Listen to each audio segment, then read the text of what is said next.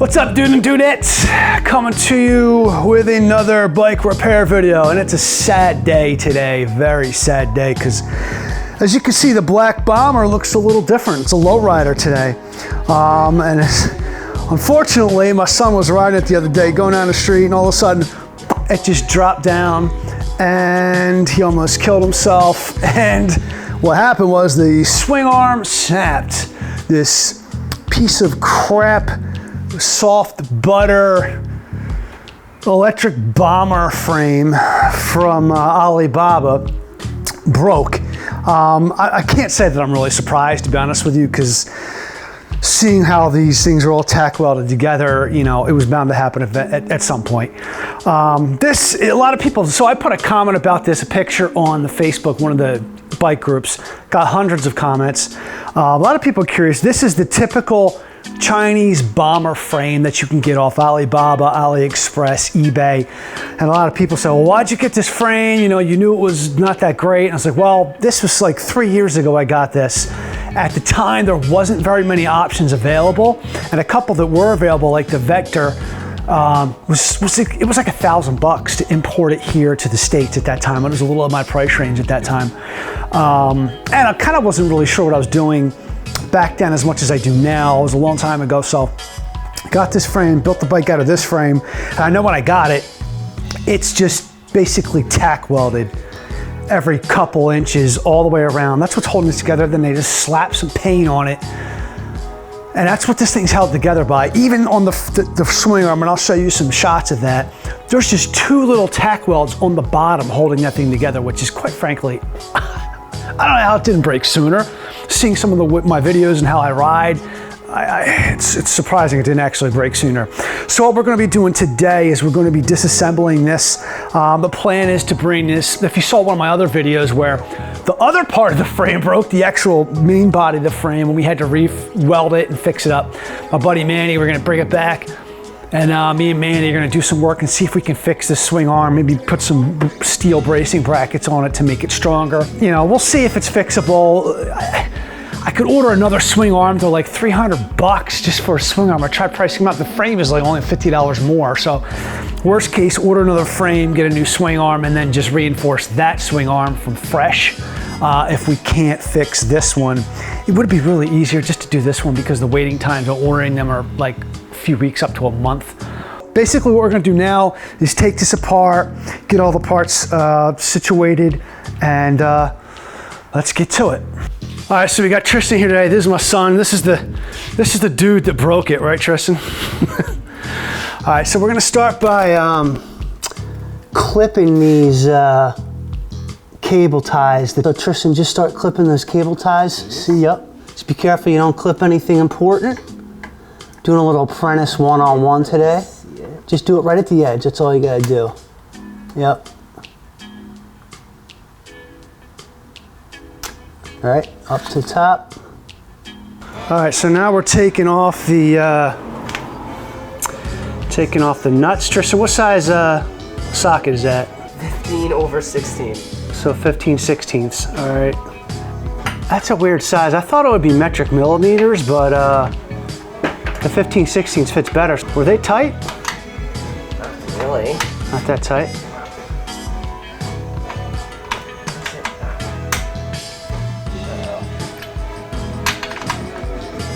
So this bolt's kind of got smashed. If you can see it, it's giving him a little trouble coming off. All right, guys, so we got the wheel off.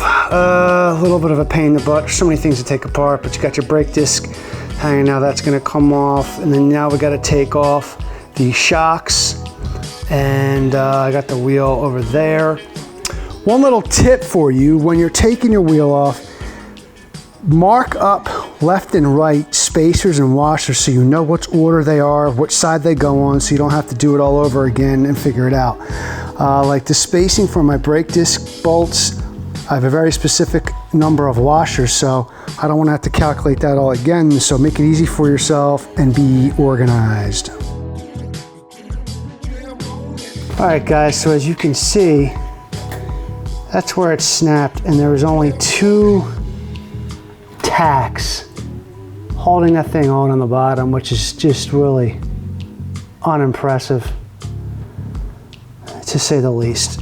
This is what it looks like from the side. So we're going to give it a little creative, bend it back, put some backing plates, sand it up. There's Tristan on the scooter. That thing goes 50 miles an hour, if you believe it.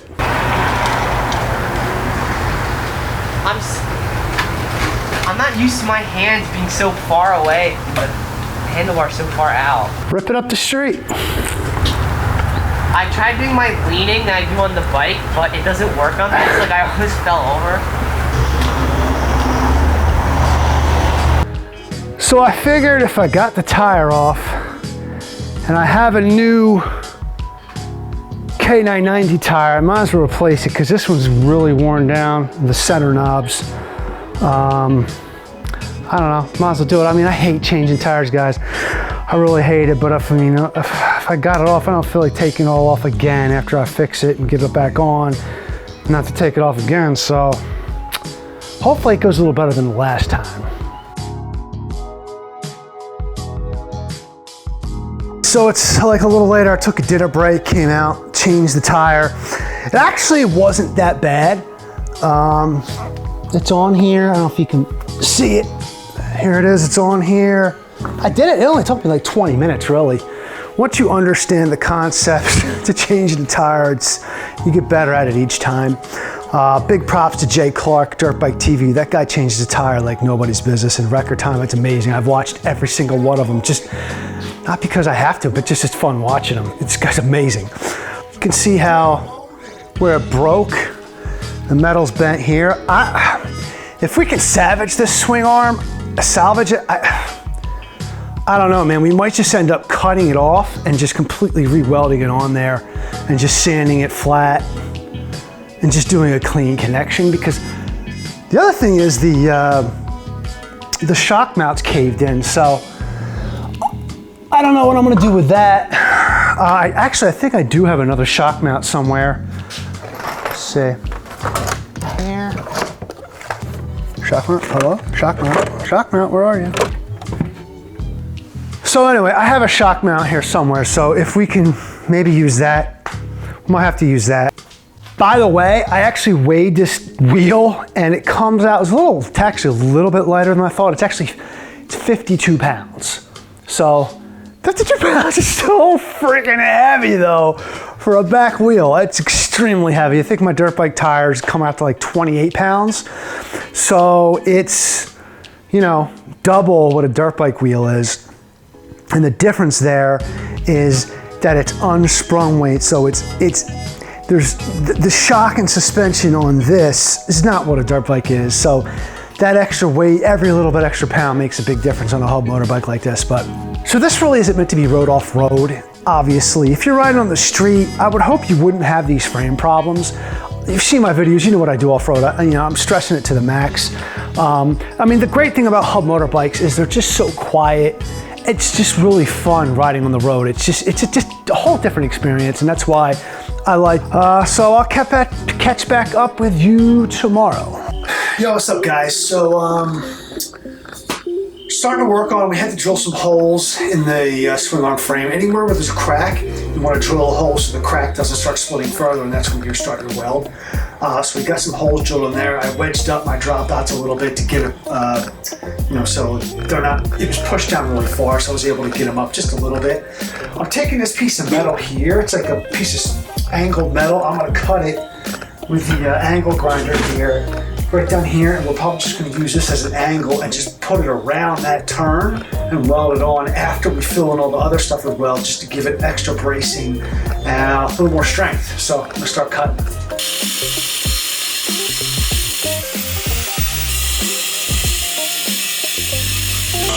Dang, I burned a hole right to my glove. Jeez. Hole right to the glove, man. Woo.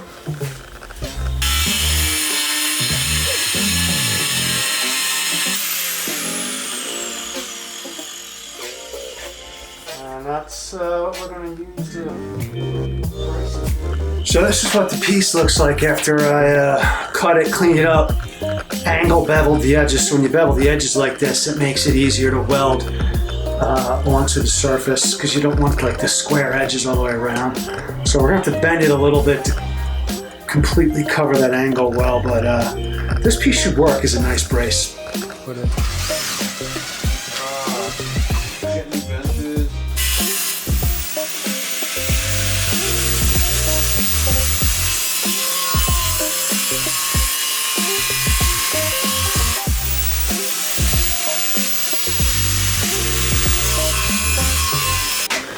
So guys, just to show you, you have to make a cut in the metal to allow space for the weld to go into and to create a proper bond. We've done a lot of work on this thing. We were able to get it, the angle back nice and flush. This is the top, so you can see the cut on the top. I was able to wedge that shock mount back up because it was pushed way down. I hammered it back out from the bottom, and then this is, it's hard to see there, but this is what it looks like before we start welding. All right.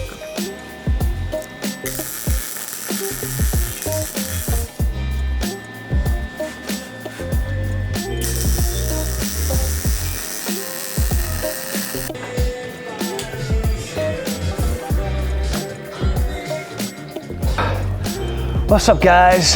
It is Saturday morning. Gorgeous, beautiful day out here today. Didn't get home last night till like 1 a.m. We had to finish doing this up, and then we had to work on his Jeep a little bit. He's going wheeling out today to Rush. I wanted to go, but he's staying overnight, and I had a photo shoot tomorrow morning, so I couldn't go, unfortunately. But so I got to work on the bikes all day. So the swing arm is all done, and what I got to do now is paint this bad boy up. Going to use that Eastwood Extreme chassis black gloss finish spray paint. It matches up to the swing arm paint pretty nicely. It's pretty durable. And just going to get this painted up, and then we're going to go through the process of getting it mounted back up. I also got to work on the KTM. I'm putting a new stator in that for more electrical power, so hopefully everything goes well with that too. That one's all taken apart, as you can probably see. But yeah, all right, gonna get to it.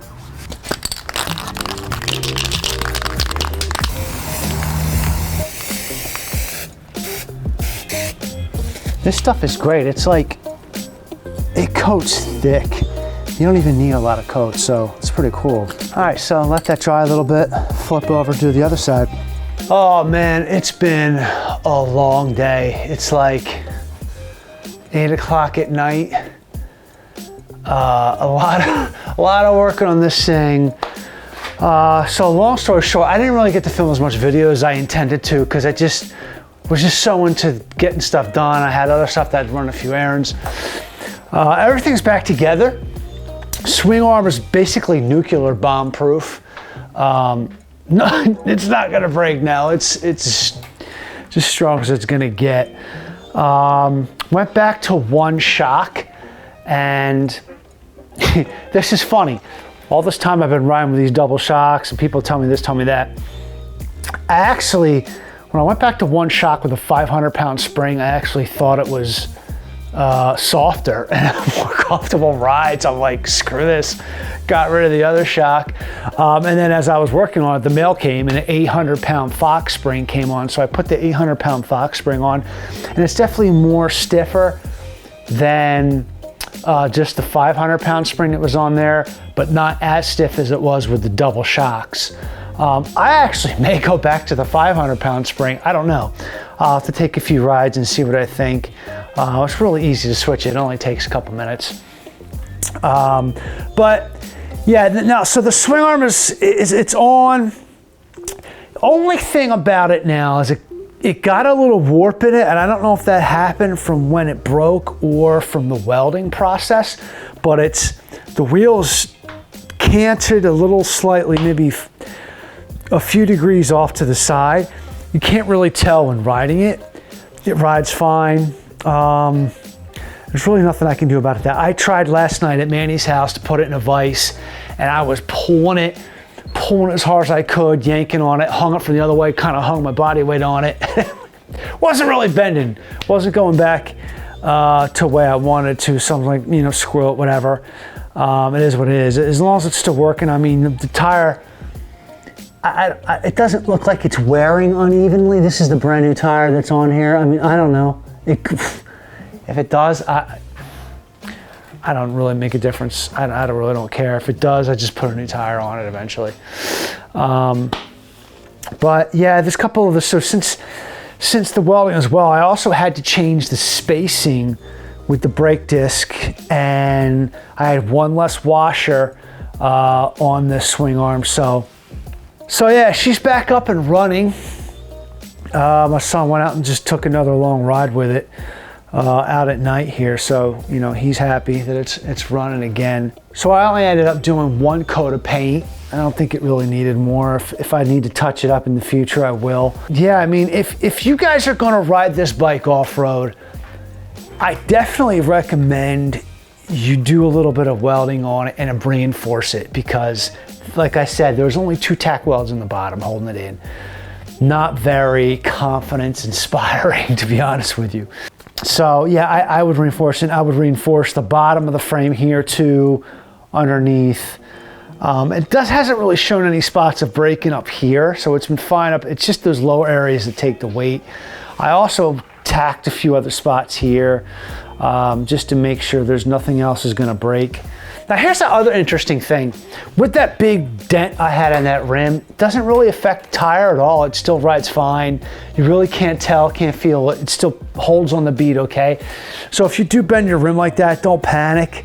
You know, it's not the end of the world. The bike, it still functions as it would normally. So, you know, not a terribly big deal. So thanks again for joining me for another video. You know, as usual, leave any questions you may have in the comments. You know, I'm sure there'll be more videos coming in the future. Stuff's always happening. It's an eventful thing when you're riding bikes. Stuff's always breaking, or you're doing an upgrade, or, you know, this or that. You know, but yeah, man, thanks guys for sticking with me, and I will see you next time. Have a great ride.